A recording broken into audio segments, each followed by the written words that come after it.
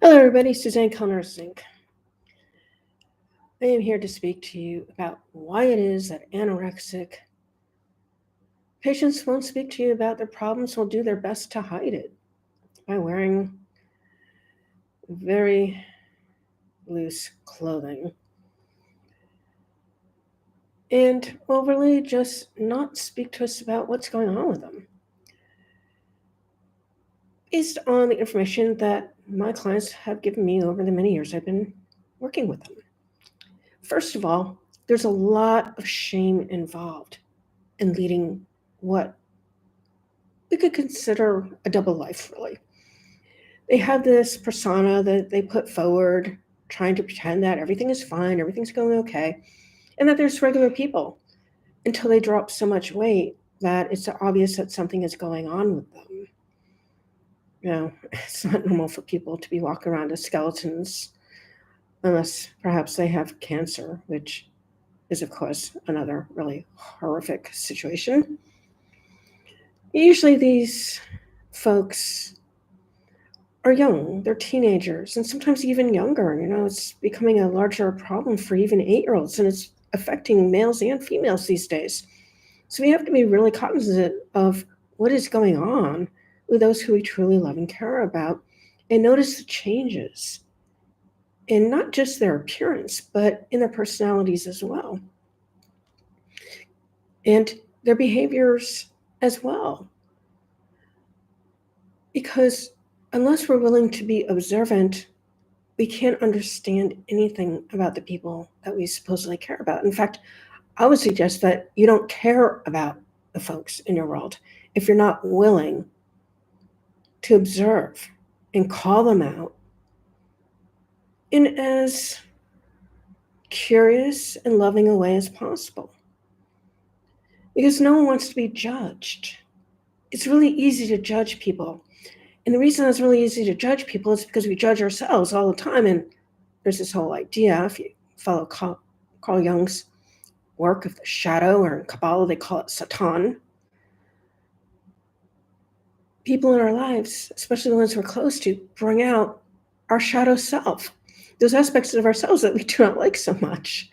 And that can be a problem unless we understand why that's being shown to us. It's being shown to us so we can become better people by improving those areas that are being demonstrated that we need to improve upon. So with the anorexic patient, what's really going on with them is that they already feel like they're being judged. They have to be perfect. And if they're not perfect, someone in their life is going to jump on them and tell them how wrong they are, how disgusting they are, how they're not reaching what would be unreasonable goals and achievements for any normal person on this planet. And so they go to this behavior that they can control. Or shall we say behaviors, because it's not just one behavior. It's not just about restricting food for the anorexic.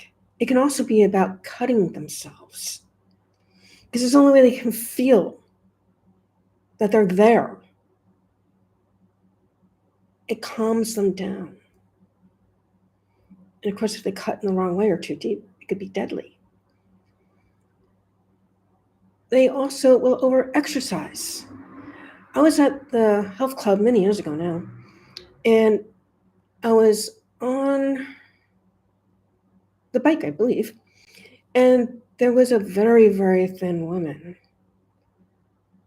on a treadmill right next to me who was already overdoing it. It was really quite obvious. She was huffing and puffing. She was bright red, and she was totally overdoing it. And I just mentioned to her, you can only burn so many calories at a time. Once they're gone, they're gone. Perhaps you might want to think about getting off it and doing something different, like resting. And she did, thankfully, do that at my suggestion, explaining to her basic physiology. But they have to be willing to listen. And the way that they listen is if you give them some logic and you show care. It's never done through putting them down. It's never done through forcing them to eat food that they don't want to eat. It's never done through any kind of manipulative situation. We need to understand that anorexics are among the most manipulative people on this planet, even though they don't seem to be. The manipulation kind of works like this: they will do whatever they can do to people please another person. They never tell the person what they're doing to people please them. They just do it. And they do it because they feel it's the only way they can get love. But the problem with that form of love, as I explained in my anorexic clients, is that they're not being themselves. It's a facsimile of who they are. So even if a person decides to love them or show love in some way, they're not loving them for the person they are. So they're never really gaining true love.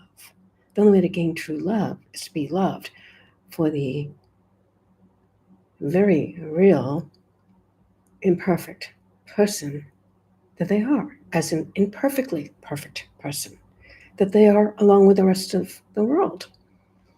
And to not expect people to be able to mind read them in terms of what they are doing to manipulate these people to love them.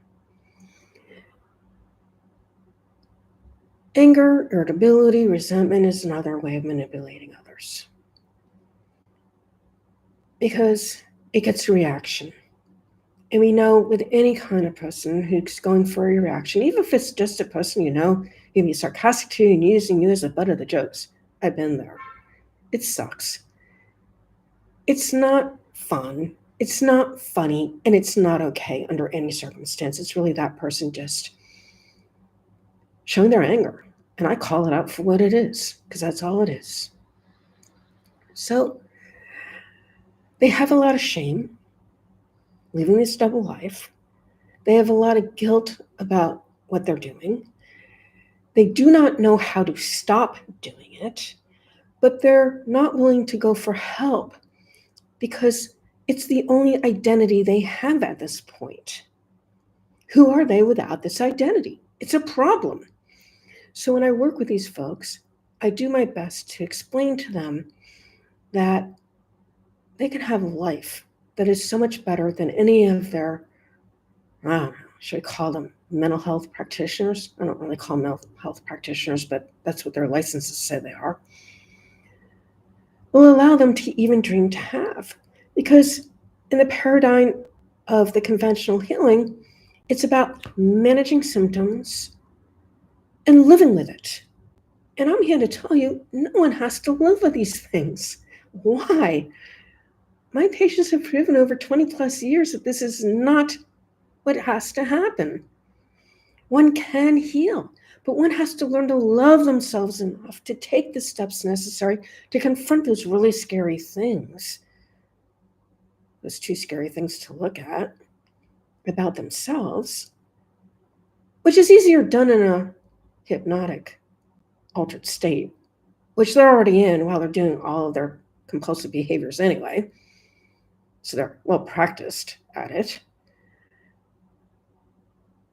To release it and to care for themselves enough to do reasonable changes to give them healthy bodies and minds. That means eating healthy fats. Why healthy fats? Because it's only with the healthy fats, the olive oils, the nuts, the seeds, and coconut oil, eggs, healthy foods, even meat, that they will be able to get the amino acids that are going to help them to have regulated emotions, clarity of thinking, and the proteins and amino acids to rebuild their bodies, because many of them, depending on how far along they are in the disease process, are malnourished. So the only way to re-nourish is to eat the appropriate foods to make that happen. And unfortunately, in the treatment centers, they do not know how to help these folks do this. They might pump them with a bunch of supplements and foods or whatever if the folks are not willing to eat. But that's not the same as working with a patient to find the foods that they truly enjoy or did enjoy when they were younger. And through hypnosis, I can actually get them back to the point before they were sick to understand the foods that they really enjoyed eating and get them to eat those healthy foods again. It's easy to do. So there's a lot of reasons. And why do people open up to me about these problems? Well, I'll tell you why. Because I'm not judging them. I'm here to help them fall back in love with themselves, to take care of themselves in the way healthy people do, and to have a life that goes beyond worrying about what goes into their body or out of their body every second of the day. To have a life that is worth living, a quality of life where they're doing the things they enjoy doing meaningful work, and having a really great relationship with themselves, and then creating healthy relationships with the others in their lives and getting rid of the toxic people in their lives. Because I am not a person who believes that anyone needs to be with toxic people. I know of stories of people who have developed rashes, they've developed cancer, they've developed all kinds of things because of the toxic people in their lives called parents, called grandparents, called teachers, professors, employers, coworkers, whomever. And this need not be the reality that anyone needs to deal with. We need to learn how to be strong enough and able to be heard well enough to let these people know they are no longer allowed in our lives. End of story. And if they are allowed in our lives, to what degree, how often, and in what ways? Because no one deserves to be destroyed by another person who is also destroyed. Because that's the only reason that someone is going to put down another person or judge another person or do anything to another person that's going to hurt them. Really great employers help their employees aspire to be the best they can be, even if that means having them move on to a different position elsewhere. Real teachers know that their best students take the subject matter and push it forward to the next level. Real parents who love their children will help their children become the best person they can be based on the things that they enjoy and want to do with their lives. That's a fact, folks. So when you're dealing with people, even if they're not anorexic, keep these ideas in mind. Be loving, unconditionally so, unless they're toxic, in which case, let them know they're no longer wanted. By letting them know what they're doing that's upsetting you and what they can do to change it. And if they're not able to change it, they're gone. End of story. Because some people are incapable of making those changes. That's the reality. So don't expect people who aren't capable of doing the things you need them to do or want them to do them. It's not happening. But for those people who are open-minded and value your friendship, your relationship, they will listen to what you're saying and they'll do everything in their power to make things right because they value you in their lives. And they're willing to have those hard conversations because it's through those hard conversations that we learn how to be a better friend, a better family member, a better person in general. And for the anorexic, it is really important. It's really important to let them know that they are not being judged. Rather, they're being heard because they never felt heard before, which is why the eating disorder developed in the first place. Heard non-judgmentally. Listen to their story. Listen to what they have to say. See what you can do to help them feel better about themselves. In many cases, it's just listening and validating what they're saying. Or holding them accountable for being unreasonable, if that's what it is. Depends on what they're telling you. And I've always been very honest with my friends and family members, and at times they get pissed off at me, and I'm okay with that. 3-4 months later, they'll come back and they'll say, I was really upset with you about what you told me. It took me a while to figure out what you're saying and why you're telling me what you're telling me, and you were right. And I thank you for having the guts to tell me that stuff. That's what real friends do for friends. Tell them the truth. Well, that's all for this one. As always, I thank you for spending your time with me. Till next time. Bye-bye.